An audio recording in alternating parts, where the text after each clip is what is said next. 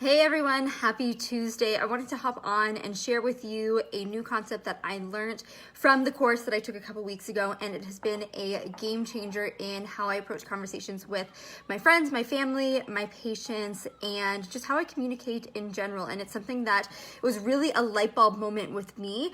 And once you master this, you are able to make any behavior learning or change happen, and you are able to make it last long term. So the unconscious mind is very, very powerful because of this statement here. So this was something that I remember opening the book in the course, and it says all learning behavior and change is unconscious. All learning behavior and change is unconscious. So imagine this, you are learning how to drive your car for the very first time. So you're learning how to drive your car and you are unconsciously incompetent. So say, okay, so we gotta go back. Let's backtrack here. I'm explaining this very, very poorly because I'm seeing every one of you hopping on, and I just want to say hi. Hey Allison, hey Jay, hey Barb, hey Trisha. If you are on here, say that you're on here live, or if you're catching the replay, put replay. So let's backtrack that example. Say you want to learn how to drive a car, but you don't even know that cars exist. You are unconsciously incompetent. So you don't know that you're incompetent because you don't even know driving exists, okay? So that's step one. Then you say to yourself, okay, I learned about cars, I want to drive a car. So now you are consciously incompetent, meaning you're consciously aware that this is a new behavior or learning experience that you want. So you're consciously aware of it, but you're incompetent. You can't do it. Then what happens is step three, you start taking driver's training, or you start, driving your car and learning how to drive. So now you are consciously competent. So think back when you were 16, when you're learning how to drive the car, you get in the car, you say, okay, I need to reverse, I need to look both ways. You back up and you say, okay, I want to turn right, and you're always thinking about it. So you are consciously competent because you have to think about it all the time. Foot on the brake, etc. Now, go back to when you drove this morning or maybe over the past week. Have you ever gotten from point A to point B without thinking about it?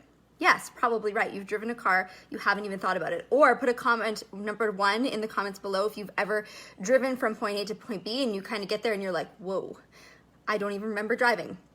You are unconsciously competent, meaning that you don't even have to consciously think about it. So all learning, behavior, and change is unconscious. So let's think of another example here. Stay with me. So say you are telling yourself, I want to eat healthy, I want to exercise, or I'm going to be confident on public speaking. I'm going to make sure that I rehearse and that I know all my words and I'm not going to mess up and I'm not going to stumble. You are consciously telling yourself all of these things.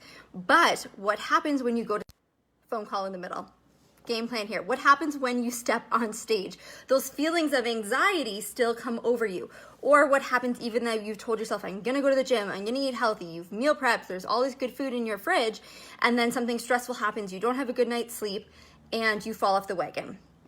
That is because you have not integrated your conscious mind with your subconscious. So your subconscious also has to believe what you are consciously telling yourself. If that is not the case, you are not going to stick to anything long term, whether that's diet, lifestyle, learning, maybe you want to do public speaking. You have to integrate your conscious and unconscious mind.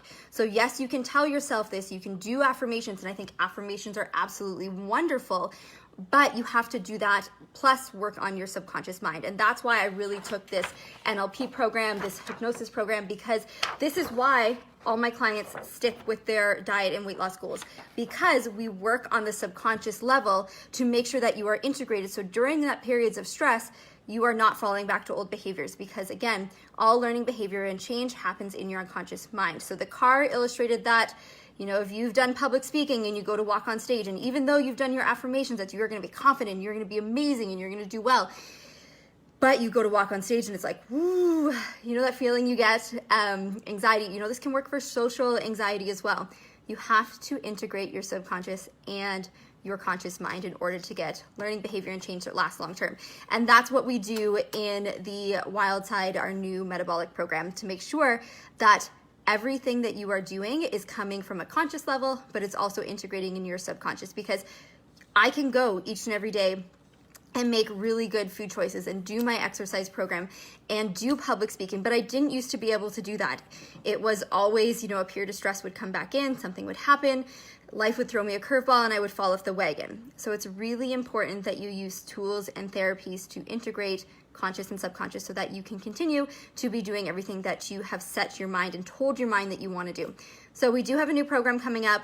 I am really excited about this one because working on this is the missing piece if you have ever started and then fallen off. So we're working with a really good coach who's helping you to do that integration through various techniques. And of course, you're going to get all the diet and lifestyle, and we are now accredited to have a significant portion of our program be reimbursed if you hit your goals. So I'm going to post a link below if you are looking to start something and continue it long term. If you are interested in learning how to use the power of your subconscious mind to create lasting change, this is going to be a program for you as well. We do have limited spots. We want to make sure this is a program that is right for you. So we do require an application and a discovery call. It's a quick call just to see what your health goals are, to make sure that you are a good fit and it would be safe and effective for you. And then after that, we can get you rolling. So just drew on my face with